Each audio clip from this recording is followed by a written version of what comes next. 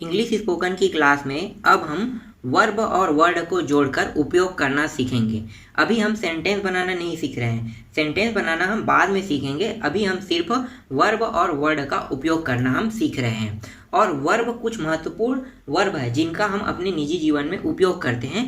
उन वर्बों का उपयोग हम वर्ड के साथ कैसे करते हैं इसको आज हम जानेंगे। तो चलो शुरू करते हैं क्लास को। तो मैं सबसे पहले वर्ब ले देता हूँ ड्रिंक को। ड्रिंक क्या है? एक वर्ब है, एक क्रिया है। ड्रिंक का अर्थ क्या होता है? ड्रिंक का अर्थ होता है लेना, या इसे सिंपल शब्दों में अगर आप जानते हो तो इसका अर्थ होता है पीना। आप पीना भी कह सकते हो या फिर लेना भी कह सकते हो। तो ड्रिंक का उपयोग हम किन किन वस्तुओं पे कर सकते हैं? तो ड्रिंक का उपयोग जितने भी पीने वाली वस्तुएं आती है उन सभी पे हम ड्रिंक का उपयोग करते हैं। तो क्या हम ड्रिंक का उपयोग खाने वाले वस्तुओं पे कर सकते हैं? नहीं कर सकते। हम सिर्फ ड्रिंक का उपयोग पीने वाली वस्तुओं पे करेंगे। तो पीने वाली वस्तुओं क्या क्या हो सकती है? पीने वाली वस्तुएं एक तो वाटर है, मैं यहाँ पे लिखते जा रहा हूँ। एक है जूस है और मिल्क है। ये सब के सब यहाँ पे मिल्क लिखो, ये मिल्क है। वाटर, जूस, मिल्क है, ये सब के सब हम पीते हैं। क्या इसे खाते हैं? नहीं ना। इसीलिए इसके साथ ड्रिंक का उपयोग होगा। तो इसे आप कैसे दर्शाओगे? Drink water, drink juice, drink milk, इस तरह से आप इसे दर्शाओगे। तो इसके साथ मैं ऐड कर लेता हूँ ड्रिंक को, ड्रिंक जूस, और ये हो गया ड्रिंक मिल्क हो गया। अभी हम इसे टूटी फूटी शब्दों के साथ सीखेंगे। अभी हम शुद्ध उच्चारण नहीं सीखेंगे, शुद्ध उच्चारण हम बाद में सीखेंगे। अभी जैसे हो सकता है वैसे हम सीखते जाएंगे। तो अभी सिंपल शब्दों में अगर हम सीखेंगे तो अभी हम टूटी फूटी शब्दों के साथ इंग्लिश का उच्चारण करना सीखेंगे। ठीक है, तो अभी हमने क्या सीखा? ड्रिंक का उपयोग सीखा। ड्रिंक का उपयोग कहाँ पे होता है? ड्रिंक का उपयोग जितने भी पीने वाली वस्तुएं हैं उसके साथ ड्रिंक का उपयोग किया जाता है। इसी तरह से खाने वाले वस्तुओं को देख लेते हैं। तो खाने वाली वस्तुओं के साथ किस चीज़ का उपयोग होता है? मतलब किस वर्ब का उपयोग होता है? तो खाने वाली वस्तुओं के साथ ईट का उपयोग होता है। तो अब हम ईट का उपयोग देख लेते हैं। ईट का मतलब क्या होता है? ईट का अर्थ होता है खाना, खाना या फिर खाना आप कह सकते हो। तो खाने वाली वस्तुएं क्या क्या हो सकती है? खाने वाली वस्तुएं जो भी चीज़ आप खाते हैं उस वस्तु को आप यहाँ पे प्रदर्शित कर सकते हो। जैसे कि मैं वेजिटेबल खाता हूँ, ठीक है, कुछ सब्जियाँ, तो मैं वेजिटेबल को खाता हूँ, तो मैं खाने के संबोधित कर रहा हूँ, खाने के रूप में। तो इसका मतलब क्या है? उसके साथ ईट लग जाएगा। अगर मैं वेजिटेबल को पीता हूँ कहता हूँ, तो क्या ये सही है? पीने के लिए तो ड्रिंक लगता है, तो मैं वेजिटेबल को पी नहीं सकता। मैं क्या कर सकता हूँ? वेजिटेबल को खा सकता हूँ। इसीलिए वेजिटेबल के साथ क्या लगेगा? वेजिटेबल के साथ ईट का उपयोग होगा। तो यहाँ पे लिखो वेजिटेबल। और ऐसी कौन सी वस्तु और जिसे हम खा सकते हैं? तो मैं एक दो एग्जांपल ले रहा हूँ। जैसे कि फिश है, फिश को भी हम खा सकते हैं, वेजिटेबल को खा सकते हैं, फूड भी बोलते हैं। ठीक है, फूड मतलब खाना होता है, चलो फूड को भी ले लेते हैं। तो ये सब क्या है? खाने वाली वस्तुएं हैं। फूड को, जितने भी खाने वाली वस्तु उसके साथ भी फूड का उपयोग किया जाता है। फिलहाल तो हमारा मुख्य जो टॉपिक है ये है खाने वाली वस्तु। तो वेजिटेबल को हम खा सकते हैं, फिश को खा सकते हैं। इसी तरह से राइस है, चावल को भी खा सकते हैं। तो इनके साथ क्या उपयोग होगा? ईट का उपयोग होगा। तो यहाँ पे हम ईट का उपयोग कर लेते हैं। ईट वेजिटेबल, ईटिंग फिश। ठीक है, यहाँ पे मैं ING लगा देता हूँ। चलो ING लगाऊंगा तो पढ़ने में थोड़ा अच्छा लग रहा है।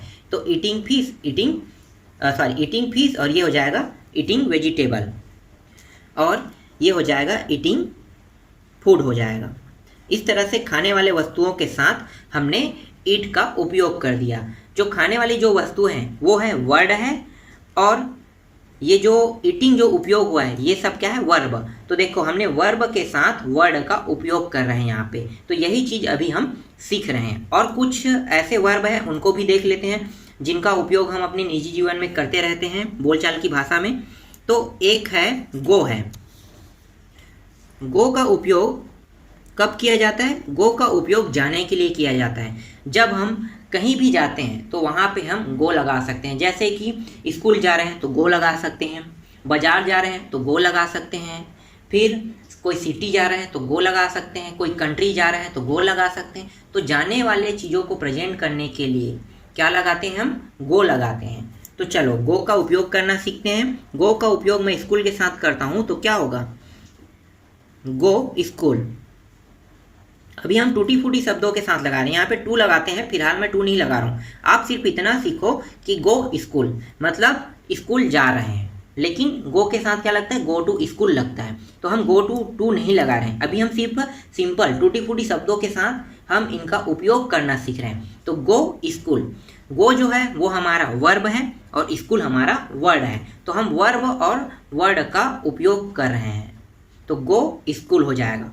और कुछ शब्द हैं उनको भी देख लेते हैं, जैसे कि गो मार्केट लगा देते हैं, गो सिटी लगा देते हैं, सिटी जा रहे हैं तो गो सिटी हो गया। तो इस तरह से हम गो का उपयोग करते हैं।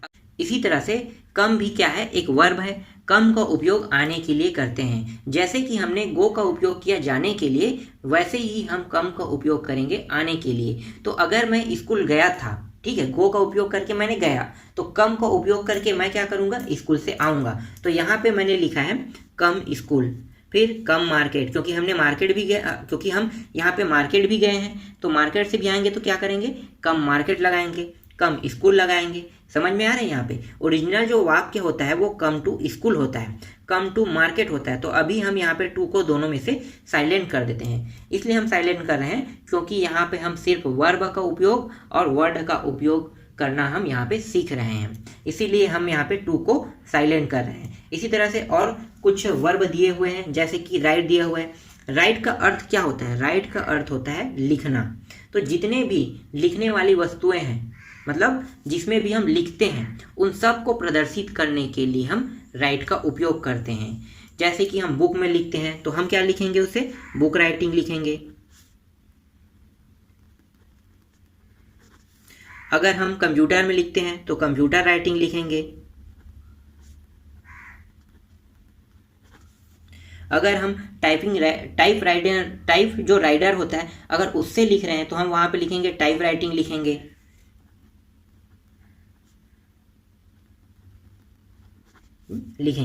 तो लिखने के भी कई प्रकार हैं, लेकिन जितने भी लिखेंगे, मतलब लिखना जहाँ जहाँ प्रदर्शित होगा उन हर स्थानों पे राइट का उपयोग होगा। तो देखो लिखने के प्रकार क्या हो गए, हम बुक में लिख रहे हैं, ये अलग प्रकार है, बुक लिखना मतलब अलग प्रकार, कंप्यूटर में लिखना अलग प्रकार है, टाइप राइटर में लिखना अलग प्रकार है।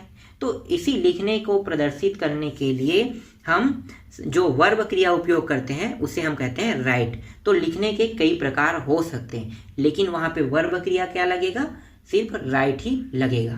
समझ में आ गए यहाँ पे। चलो और देखते हैं, यहाँ पे प्ले लिखा हुआ है। प्ले का अर्थ क्या होता है, प्ले का अर्थ होता है खेल होता है। तो खेल को प्रदर्शित करने के लिए हम प्ले का उपयोग करते हैं, और खेल भी कई प्रकार के होते हैं।